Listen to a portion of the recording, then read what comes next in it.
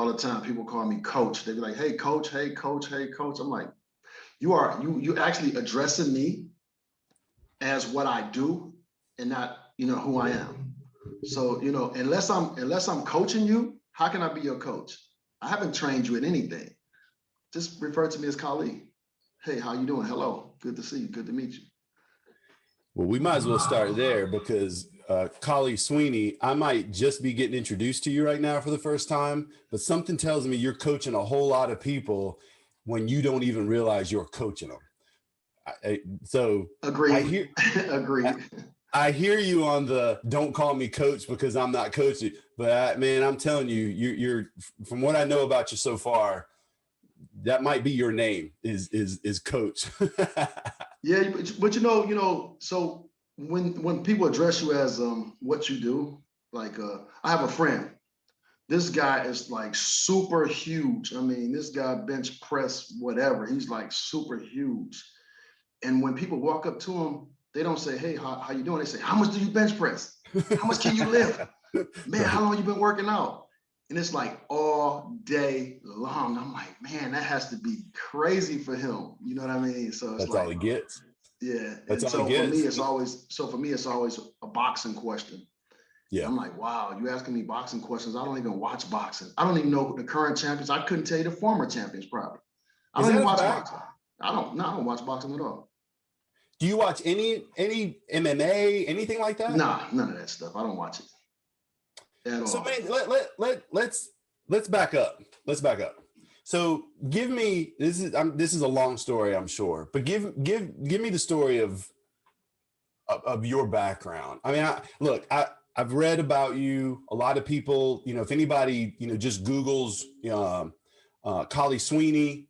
If they Google, the downtown boxing gym in Detroit, you're going to see some really cool stuff. Yeah. You've got nominated by CNN and by others for some really, really cool volunteer and nonprofit and accolades. But give me the quick background.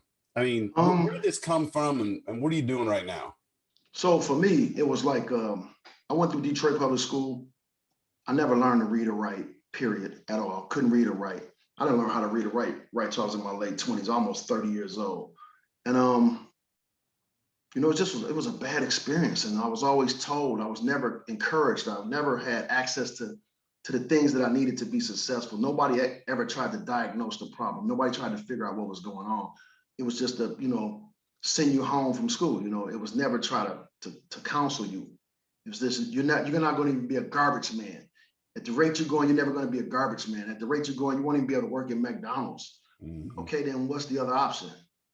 You know what I mean? Like, you're going to be dead or in jail before you're 21. That's the only thing I ever heard my whole life. And it's like, wow, you know what I mean? Like, what's the other option? So I ended up dropping out of school in about the 12th grade. I had got a good report card, and I'm thinking like, man, this is a scam, man. You guys giving me good report cards. I don't even know you guys. I'm kicked out of school half the year. So how can I even pass to the next grade? You're going to send me to college or something like this? So just to be clear though, you got a good report card. Yeah. And that's when you realized this is a scam. This doesn't work. I was getting good report cards a lot. I mean, I know guys right now to this day. I know kids right now to this day. Kids in Detroit right now to this day who are honor students or on an honor roll, but are reading at a 4th grade level and in the 12th grade. They're about to go off to college unprepared. And at the time you were in the 12th grade and couldn't read or write. At all, period, at all. Still struggle today because I'm so far behind.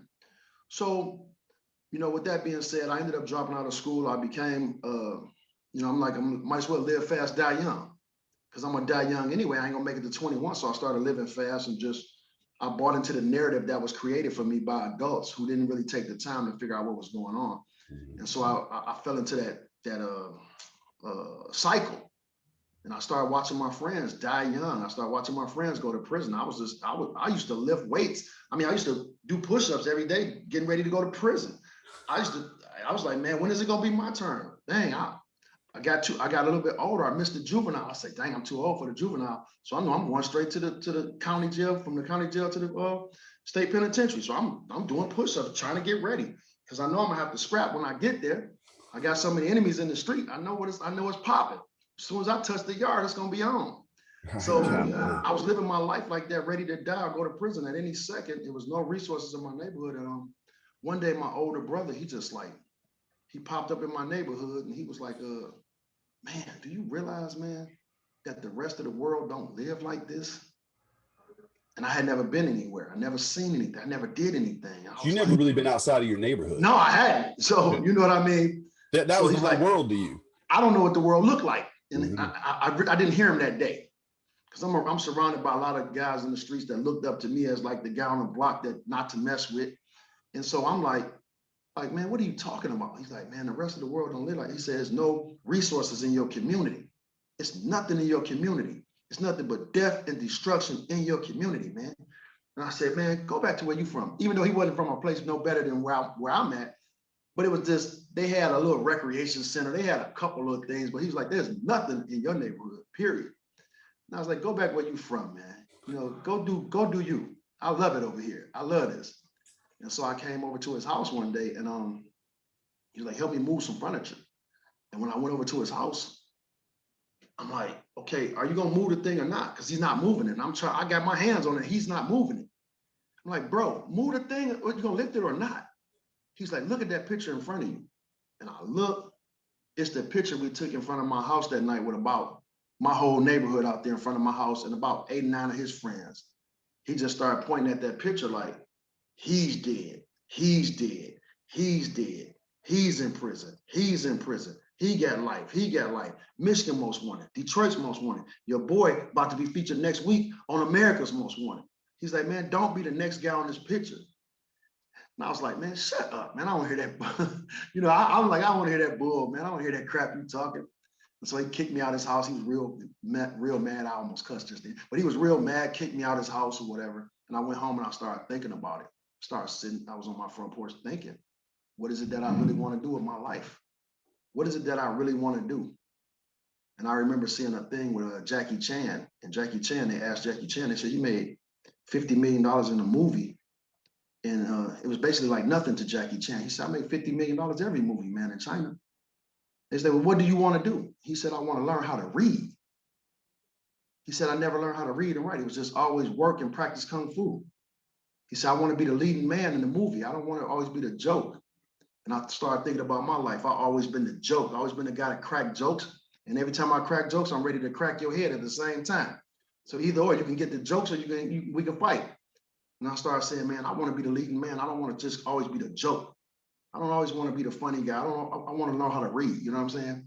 So I made my choice that day. I never looked back. I made myself a promise that I'll never look back. And I'm gonna stop. As much as I was dedicated to the streets, it's how hard I'm gonna be dedicated to changing my life. And I went back to school, and there was a funny story about that. You know, I'll probably tell you later, but it was a funny story about going back to school. But yeah, that was pretty much how I got started on my journey. So you made that decision in that moment. I mean, thank goodness your brother kept hitting you in the face with, let me show you, let me show you, let me show you. I mean, look, when you're young, it's funny how when we're young, we're cocky and with no reason to be cocky. Like we don't have enough experiences yet to have a real reason to be super confident about whatever it is we should be confident in. But for you to finally hear it, how did the neighborhood treat you? Like when you decided that you were going to focus on yourself a little bit, which means you probably were spending less time with your boys, right? And more time on yourself. So that's a funny story too. You know, when I started running the streets and hanging out with all the thugs or whatever, you know what I mean? I don't even want to call people thugs. It's just everybody was misguided. People didn't have any type of guidance or role models to look up to. So we looked up to each other. And if one of us came up on something, that guy became the man that day and we all emulated him.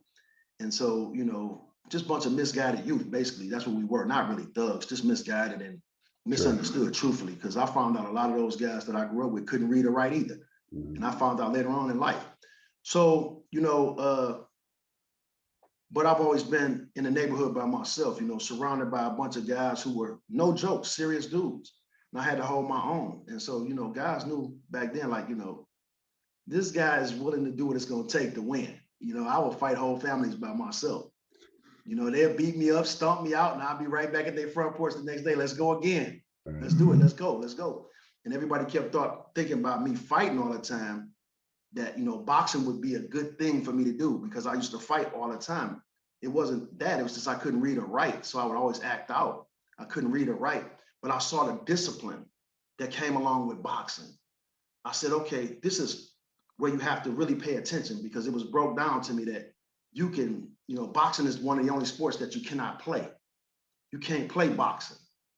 This will be the only sport that you'll never play. You can't play this sport. You have to be serious. And so I started listening, and I started focusing. I started controlling myself. I started using the discipline. But the person who taught me, they were like, life had them. They had to pay bills. They had to take care of their family, so it wasn't consistent. So I saw the value in it.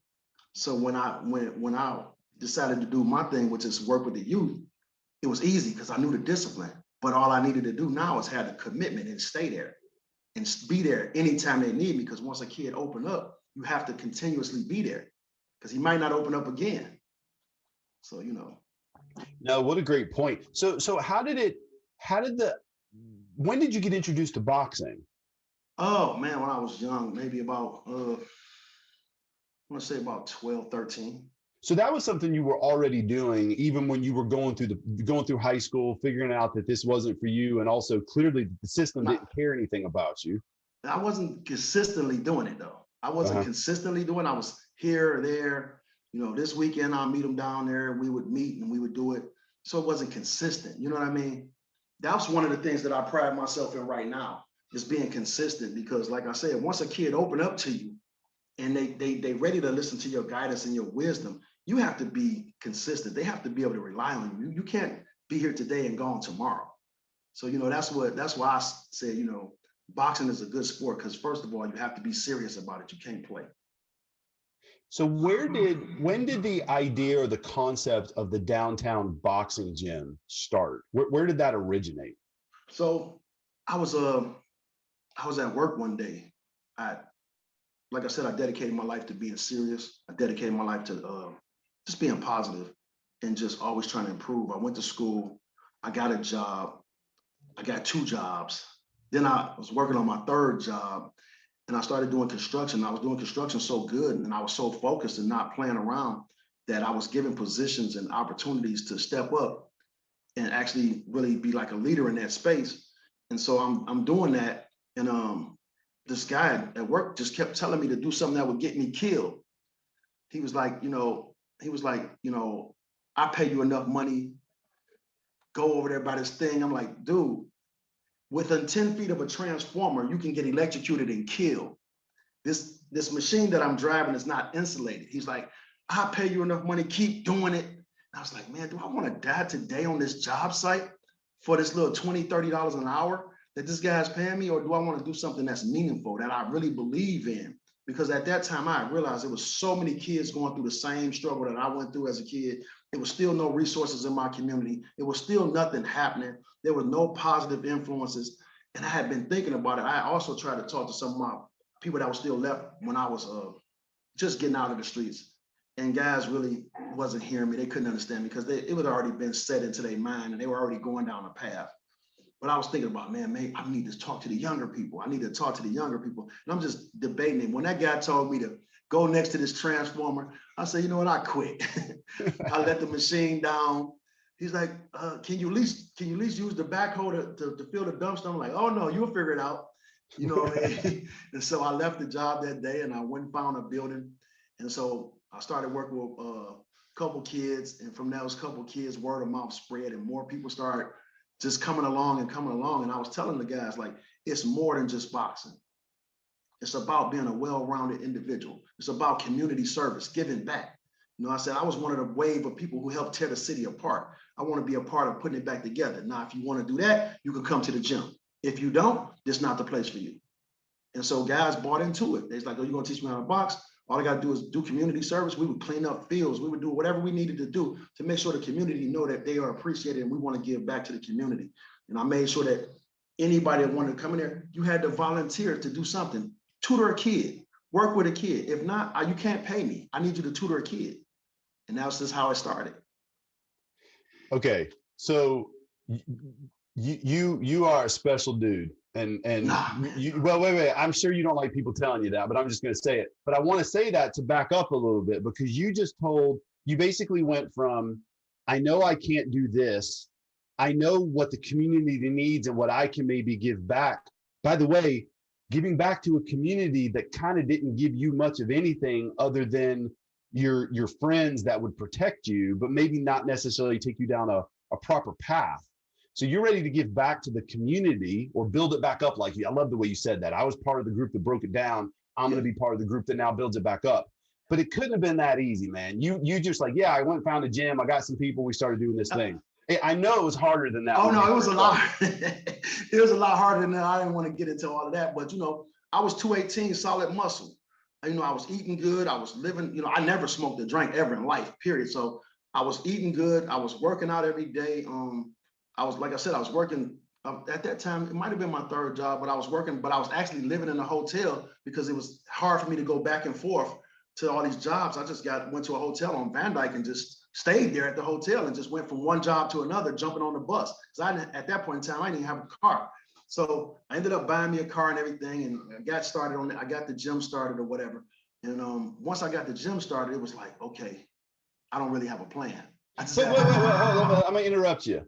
You said I got the gym started. What did you know about getting a gym started? Like, how did you do that? Just that first step. How did you do that? It's just that I saw the need for it in the community. I saw the need. I'm the type of guy, like, I took the engine out of cars. I'm not a mechanic, but it went in there somehow. It definitely can come out.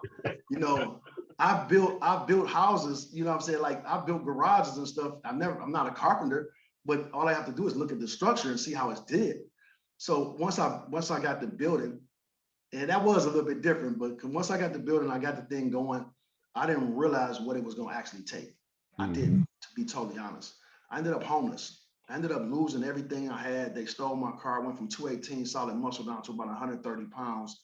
I used to drive my car so the kids wouldn't see me because I didn't want to be at the gym. I would drive my car, and like the car would, I had a fuel pump issue, and the fuel pump would go out. And so the parents and stuff would see me walking on the freeway in the snow. But I said to myself, if I could sit in these houses when I was in the streets and be in places where I shouldn't be for the wrong reason, for the right reason, I can do this. So I never was scared, because the time to be scared was when I was a kid, when I was sitting out here in these places where I shouldn't be, when I was running with the gas.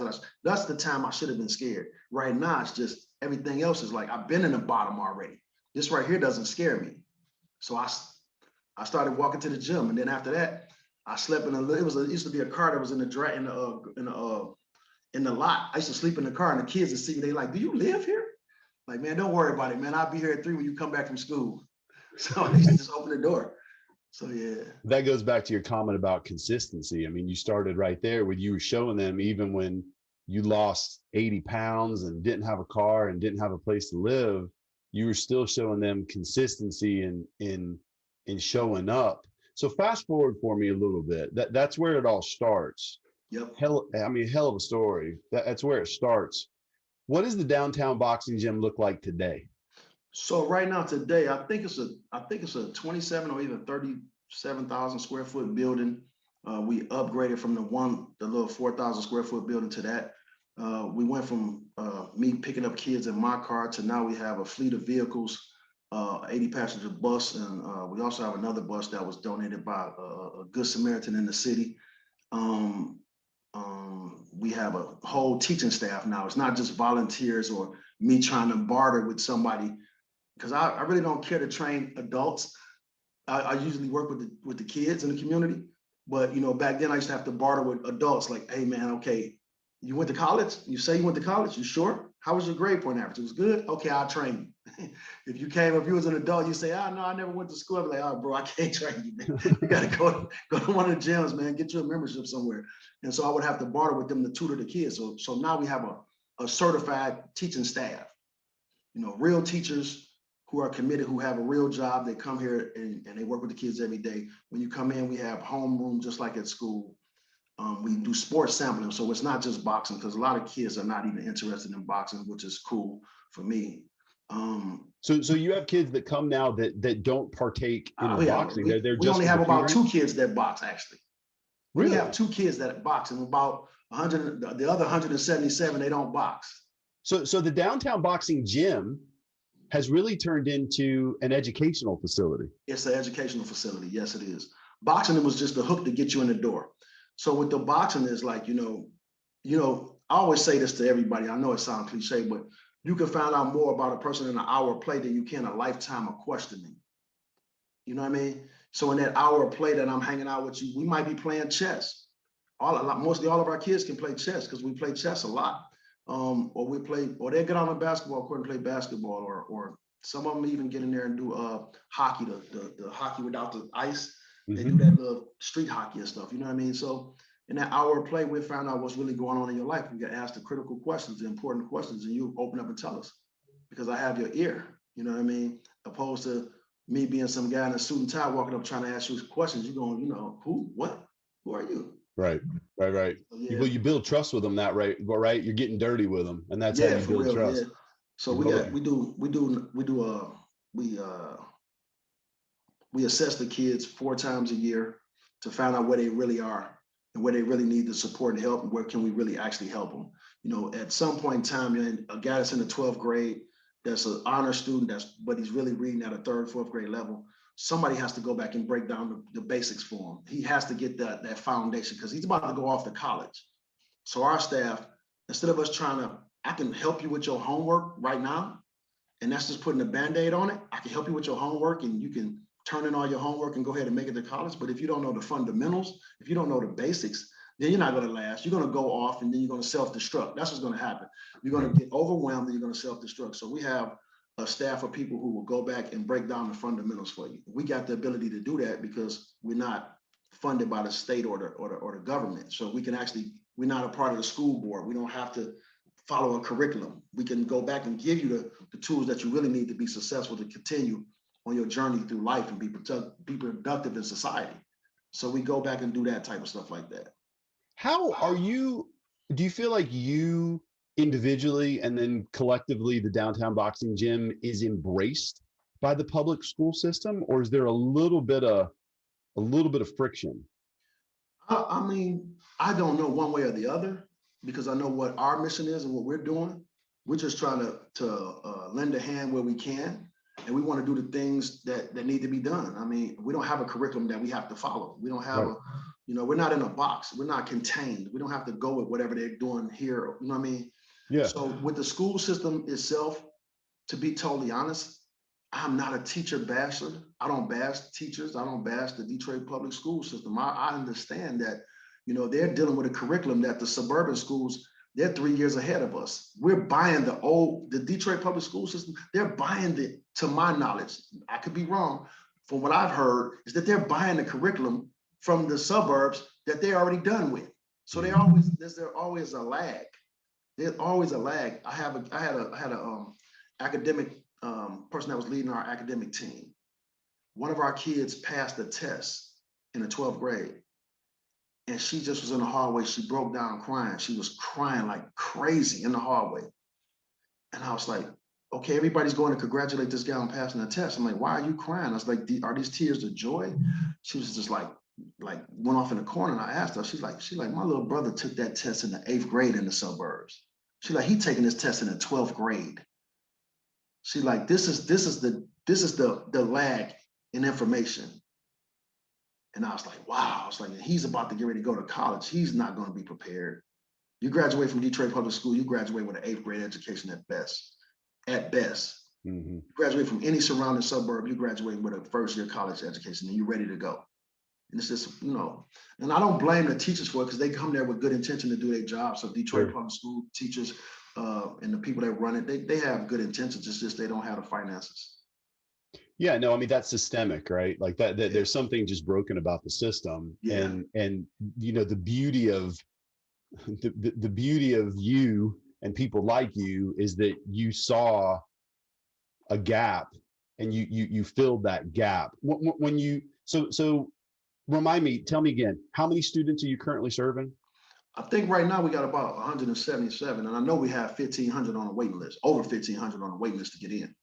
How do you decide, and maybe I'm curious in the very beginning, and then also then today, how did you identify who would be the ones that would be allowed in or accepted into the quote program?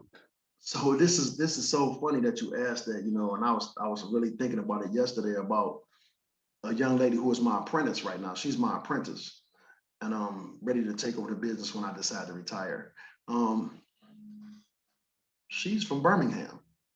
She came from Birmingham, Michigan, from a good school system, and started training in the gym when she was a kid. And there's a few kids like that who come from different school systems and walks of life, different races, different backgrounds, who come through the gym and been through the gym.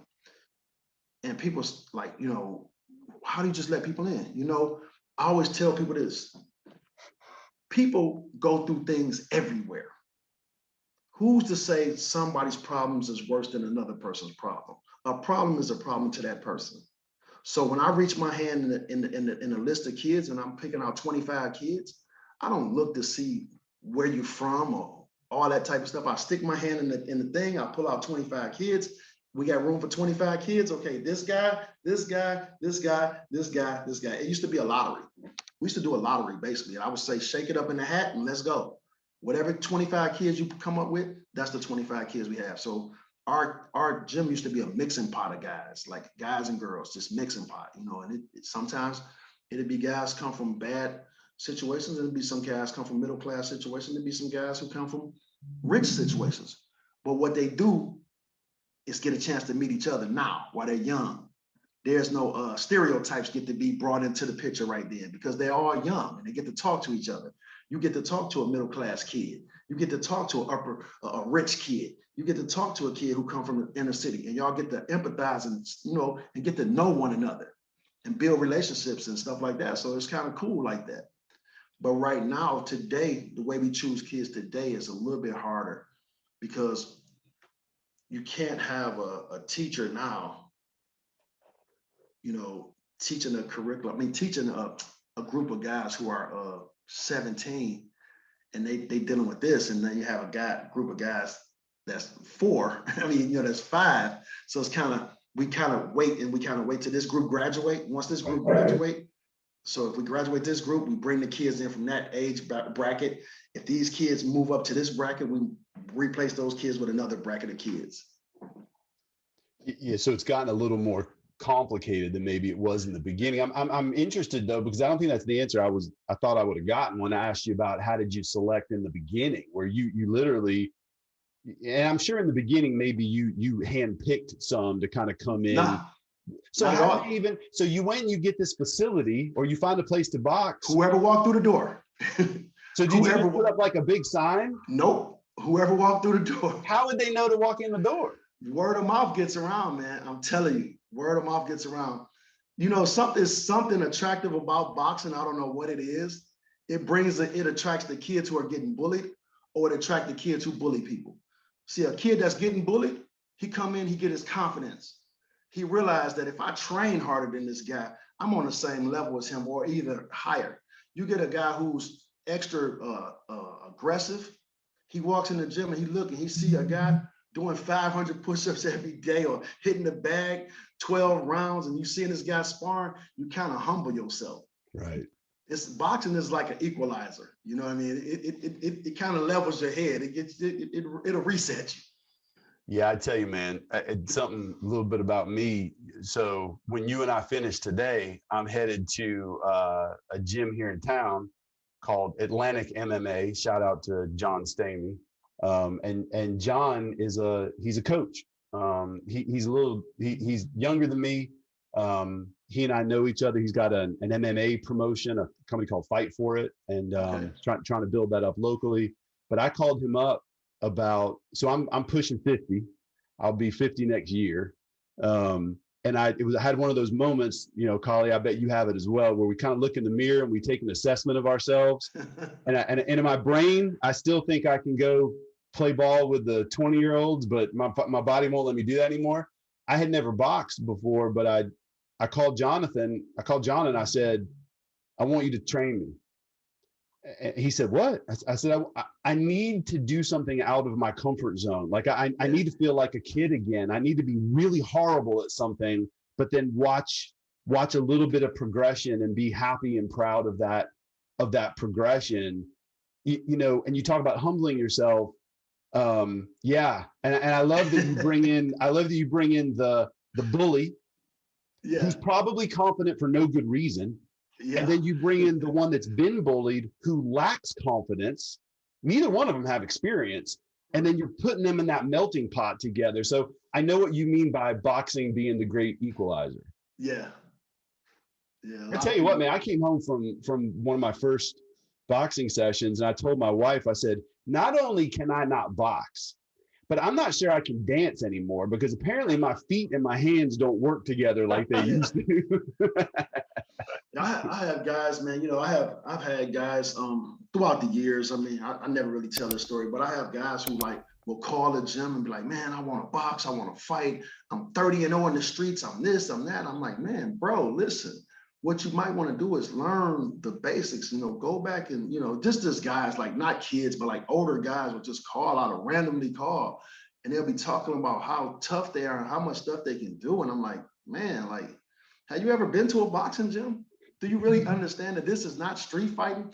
There are mechanics, there are things that are in play that makes a fighter much more stronger than the average street fighter, you know, just by shifting your weight, turning your punches over, you know, having your feet the right distance apart, you know, being able to squat and slip from side to side, you know, and not only that, but having the ability throughout the pain to actually stay focused on the mission and complete a task. Right. You know what I mean? I call this is my favorite thing that I call the boxing ring.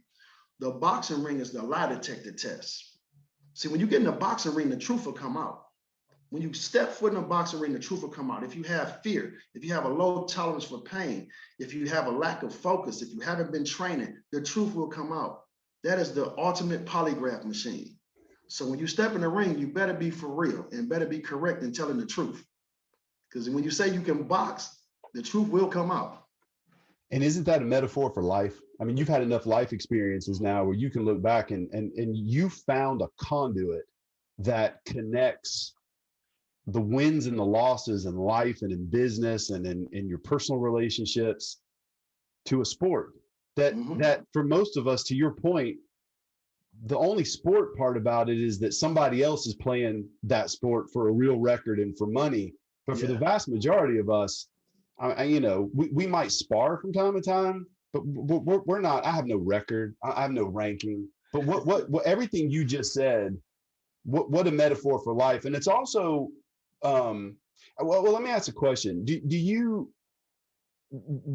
feel like the kids that are coming through that gym, when you're done with them, you can probably almost taste it and feel it, how much more prepared they are for life, forget boxing, than when they walked in the gym when you first met them? So when the kids walk in the gym, I tell all my staff, you know, before I even hire anybody, before you even get hired at the gym, when you're going through the interview process, I ask people, why are you here? What in your life happened that brought you here today? And if it doesn't add up, if it doesn't add up to the reason why you're here, I can't hire you. You know what I mean? Because these kids depend on you to be your authentic self. You have to be willing to give your testimony and tell your truth. You know, I don't need some guy that's going to come tell me some grandiose story about some craziness. Tell me the life struggles. Tell me what it took you to get to that. You know what I mean? I want you to be authentic. You know, and everybody there, I asked them the story, why are you here? So when the kids see me, I tell them I couldn't read or write. I tell them, man, all my friends went to prison young or died young. I told them that I believed in the narrative, but that wasn't the end of my story. I had to disconnect myself from that and create my own new reality, you know what I mean? And change my life and then commitment. So I tell them all the type of struggles and stuff that I went through, you know, the level of commitment, anything that you want, you have to actually work for. And it pays off a whole lot better than that fast life. That fast life it comes fast and it goes fast. And so, yeah, you know, I see the kids actually benefiting from coming to the program. They really do, because they get the true testimony from people who actually been through it. I've been shot twice. I've been stabbed. You know what I mean? I've been locked up. You know what I mean? So I'm telling you, don't go down that path. You know what I mean? And so when you hear from somebody that actually been through it, not just somebody on the corner telling you that haven't been through it, you know, you don't have to learn like I learned the hard way. So Man, there's so many stories. You and I could talk for 3 hours, but since I don't have a long form kind of situation, I have to like pause myself and say, boy, I want to hear more about that, but let's go in a different direction. okay, I'm cool. curious, you go from total grassroots. This is your experience, your story. You had some internal passion that drove you to connect the things that were missing from your community to a boxing gym. But then you fast forward to today, and I was poking around on your website.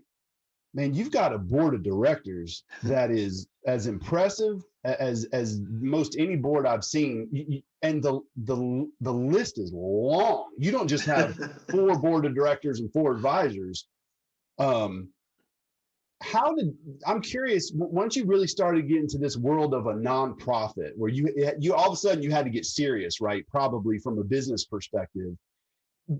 My first question is, did that next step, was that a bigger motivator for you? Was that hard and made it feel more like work? And then how did you get to a place where you built up this incredible board of directors, these leaders in and outside of the community? Because not everybody's from your backyard. I was Yeah. looking at that board of directors. Yeah. Tell me about that progression, because that had to be outside of your sweet spot and something that you weren't used to doing. So to be totally honest and transparent, I fought it all the way. You know, I fought it all the way. You know what I mean? I felt like, you know, I thought I was going to be able to do this by myself. I really fought it the whole way through. You know what I mean? And you know, people have been reaching out to me because they heard about what I was doing in the community, and different groups had reached out to me to help me, to try to reach out to me. You know, but I didn't want any type of help, you know, from outside people. And I actually had founder syndrome. You know the founder syndrome, when the founder just in the way. I had founder syndrome. I was actually in the way of the mission. Well, it was your baby, right? And you Yeah, didn't want right, anybody messing with your baby. right. And I had founder syndrome, but then I had to look in the mirror and really ask myself the question: with the resources and the people that I have in my immediate network, am I going to be able to do the work that I set out to do? And I asked myself that question. I said, man, actually, I'm in the way. I'm actually holding the organization back. And so I became a little more softened. I said, you know what? let me sit down with this person and talk. And the person said, listen, you first need to get a business plan. You have to get a business plan. The first thing you need to do is get a business plan. So I got a business plan, and for a 5-year business plan. And then the next thing the guy said is, well, now you need a 10-year business plan. I said, 10 years? I said, man, what is this, some kind of hustle? You know what I mean? So my mind went to hustle. What is this, a hustle or something, man? Like, I just literally broke down and gave into a 5-year business plan that I'm thinking to myself, I already know. I don't have any money. I don't have this. I don't have that. He's like, I know you don't have it, but let's just figure out a business plan. And so I said, okay, I'm getting in the way again. And we did a 10-year business plan. And so that put us in position to be ready to do a lot of things when it came our way. When things started to come our way, we were already prepared for it. We were already 10 years ahead as far as with our business plan. And so with the help of Jessica Hauser, who was like a work fanatic. I mean, I can't tell you how many cold calls she made in the beginning. And she just always followed up with people. She cultivated relationships for over years and years at a time. And she took her time and did it the right way. And she built relationships with a lot of people. And once people walk in the door and see what was going on, it was like, okay, they told their friends and they told their friends. It was the whole process all over again of word of mouth. And it reached the right ears, and the right people came in the community, saw that we were actually doing what we said we were doing. And when you're doing what you say you're doing, people tend to want to help. And so all the lifting that I was doing by myself, a lot more hands made the lift a lot lighter. And so it got lighter and it got easier. And we were able to move quickly and get things done in a more efficient way with more hands on the problem. And now you're surrounded by a board of directors as a group of people. I mean, honestly, man, I mean, these are people that have built and are running large companies across all different types of industries. I see young, I see older, I see black, I see white, I mean, you've got a heck of a melting pot of experience and ethnicities and ages. I mean, it's a wonderful thing to see. And I'm guessing a lot of these people probably don't box. I don't know any of them that box, but we all care about we all care about humanity, and that's the thing. Like I don't look at things as like a lot of people look at it. I look at it as for humanity's sake. You know what I mean? So if you come in here to just put a feather in your cap, it's not the place for you. It doesn't matter if you're on the board. It doesn't matter if you a teacher in the program. It doesn't matter if you're a coach. It doesn't even matter if you're a student. If you're not about the greater cause and the greater good, that's why I love my board. My board of directors, everybody that's been interviewed that's on our board, they love the community. They love humanity. You know what I mean? So we working for the common cause, which is your brother and your sister, your fellow man. So I love it, man. I'm having a good time here. I'm loving it in Detroit. I'm loving it in Michigan. I'm loving it right now with our team. Could you envision this being something that you replicate in other cities? Man, I want to replicate it over the world. Have you started to do that? Have you gone outside of Detroit yet? I've traveled. It's a lot of interest out there. We have a group out in Spain. They've been wanting us to start a program out in Spain now for the past 10, 11 years. They constantly call us and say, hey, like, when are you guys ready to replicate this here in Spain? And the lady doesn't miss a year. She always calls. We have friends in different countries who call us all the time, and different states that call us all the time. Sometimes we go out and hang out or even give them advice on their organizations. Is that part of your plan? Is to now start to expand into other markets? I mean, if there's something that's working and it can benefit the community, I would definitely love to expand it to wherever that is can be useful. If it can uplift the community, I'm all for it. And if it can be done, but what I don't want to do is I don't want to rush it and you go half at it and you don't have the resources behind you to make it work, and then kids get open to it and then it falls apart. I would never do that. I would never put myself in that situation. I would never put a kid through that. So if we do replicate or go to another location, everything has to line up or it's just Yeah. not worth doing. Yeah. Well, I mean, you got a heck of a mind on you for somebody that maybe, struggled in school or still, fighting the battle to get better at reading and writing, like you mentioned earlier in our conversation.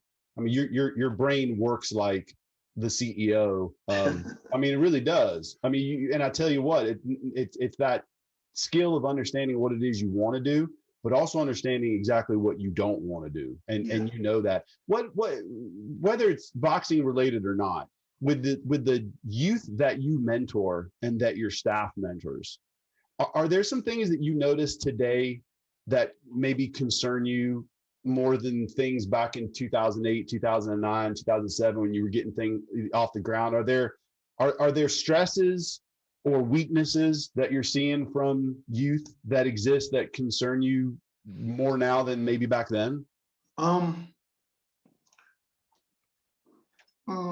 I can't say, there's always been problems. There's always been things that been stressful to the young people. It's always been adversity. Always been things that they were going through, peer pressure and all this type of stuff. Everything. It's just now they have access to a lot more information with the internet and stuff like that. They have a lot. So we have to have some gatekeepers. We have to have some guys who can say, okay, I know you see that, but that's not reality. That's somebody right now in a room and they're just projecting an image to you. But I'm quite sure the reality is that is not how that actually goes. So we need some gatekeepers right now. And so for me, I always try to tell guys the truth about certain things. Like you might see a guy, for example, you might see a guy right now, he's driving a nice car or whatever the case may be. But for me, I tell guys that's a rental car. I don't care if he says his or not, that's a rental car because the payments have to be made. And if his quote unquote hustle fall apart, the payments don't get made, the repo man's taking that. Mm-hmm. But if you have a job, you have a steady income, or you're an entrepreneur, or you have some sort of brick and mortar that you can depend on, when you get something, it's yours. It's yours. Nobody can take it. There's no federal indictment waiting to drop, to take everything that you quote unquote work for. There's no guy waiting in the bushes to hop out to knock your head off and take it because he think you got the bag up in the house. Right. You know what I mean? Because when you got that bag in your house, believe me, they coming to get it. If you live in the neighborhood and you got a fancy car and you flashing your money and you got all this jewelry, they coming to get it. I can promise you that. And they're gonna knock your head off. So when you work hard and you do what you need to do, you don't try to be fancy and flash or do all this goofy nonsense to be on Instagram or any of these other platforms to show off on social media. And you use it for what it's for.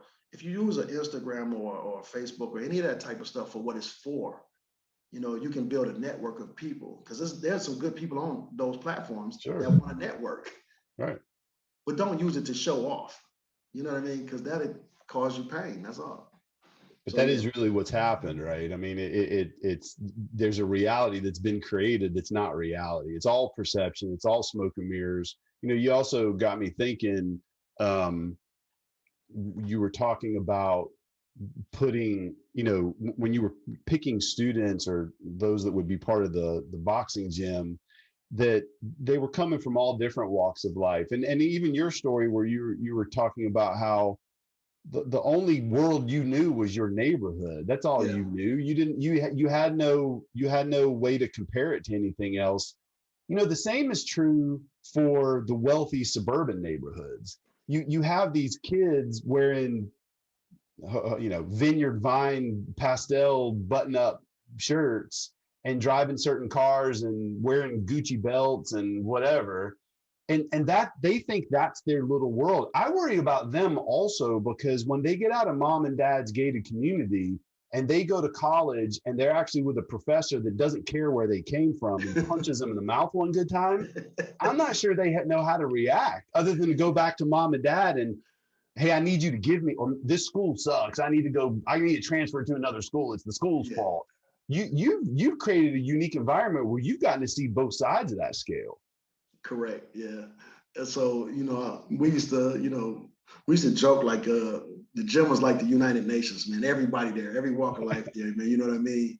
And so, I think that's a good thing because we get a chance to know each other. You know what I mean? And you get some type of perspective of what the other side looks like. A good friend of mine, he said to me one day, he's a pretty wealthy guy. I mean, pretty wealthy. He said, man, Khali, he said, man, since I've been hanging out with you, man, and the people he said, man, when you guys are broke for real. Your lights and gas are cut off. Your cars are getting repoed. He said, man, broke to me is when I'm down to my last 10 million. He said, I'm broke when I'm down to my last 10 million. He's like, man, he patted me on my shoulder. He's like, man, you guys got it rough. I was like, man, I'm glad you had a chance to see that. Yeah, I mean, it's all perception, right? Like we live in our own little bubble. I know the stuff that I get stressed out about. And then if I really pause for a moment and look around, I mean, and we're all blessed in some ways. And usually we don't, we don't kind of pay homage to that part that we are blessed with. And look, I'm highly guilty of this. I'm constantly trying to take the next step forward and win, whatever that means. Yeah. But then you miss out on a lot of the good stuff. And then you also miss out on paying attention to the rest of the world that doesn't live in this silly little bubble that you're living in. You said earlier that, and then we'll start to wrap this up because we're going on 45 minutes now. And okay, my buddy Thomas here gets mad at me when I go past 45 minutes. It's Khali's fault. He's too interesting. You mentioned earlier that you have someone that you've been kind of coaching up to be your successor, maybe. Yep. You said something about retirement. I don't know how old you are, and you don't need to tell me. I don't care. You don't look that old to me though. Over 50. Okay, well you don't look old to me, and over 50 is not old because I'm almost 50. So yeah. What's next? I mean, you're not going to, first of all, come on, man. You're not going to retire. So right now it's all about sharing what I know. I just want to share what I know with many people as possible.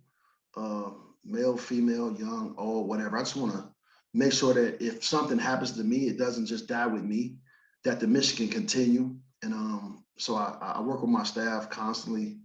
I feel like, I'm surrounded by great people.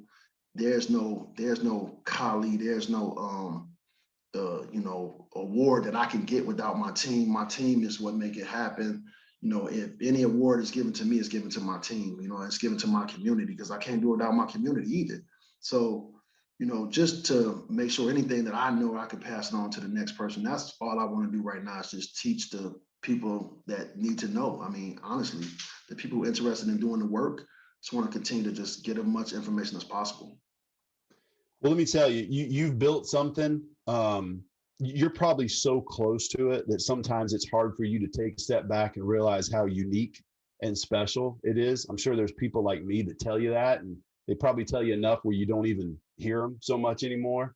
But you have, and I think anybody that's listening to this or people that I will tell about this, we do live in a world that's awfully divisive right now. Whether it's black and white, or if it's religious, or it's socioeconomic, we really kind of huddled up into our own little tribes a little too much. And you've broken that down, at least in your community. And you started doing it back in 2007, when honestly, that was around the time when the world was coming to an end from a financial. I mean, Wall Street was falling apart and banking was falling apart and people were losing their jobs. And here you are building something that I look at where you sit today in the world and in this country, and I think there's a lot of communities that need something like this, my friend. And so, I might be one of the ones writing your name in the ballot box next to president, next time I'm voting for the president. Even if you're not running, I want somebody like you sitting in that house. Thank you. I appreciate it. Well, look, we're going to break, but don't go anywhere because I want to talk to you offline for just a second. But before we do break, anything else you want to get off your chest, or anything else you want to share? This was a great interview, so it was pretty cool being on this podcast. I kind of liked it. I had fun. No, man, I had fun. I've been excited about this since the day Brian View, one of your board members, told me about you. I always ask those that come onto this podcast that are kind of in the industry, in the space that we support, is there anything that you're working on that you want to share? And he could not wait to tell the story of the downtown boxing gym. And I was sort of like, whoop, hit the pause button. I want to talk about this. Forget you, Brian. I want to talk about this a little bit more. So I'm super grateful and thankful to Brian for getting us introduced. And thanks for you for carving out some time. I know you're super busy, and don't go anywhere yet, but okay. Something tells me I'm going to have you back on this thing at some point. All right, Khali Sweeney. Hey, and if anybody wants to check it out, it's dbgdetroit.org. Yes, sir. Right? Downtown Boxing Gym. So dbgdetroit.org. Go check him out. Check out his video. You want to get motivated today? Watch that. I promise the rest of your day, you'll have a little added juice. So, Khali, thanks, bud. I appreciate having you coming on the walk. Thanks for having me on. All right, bud.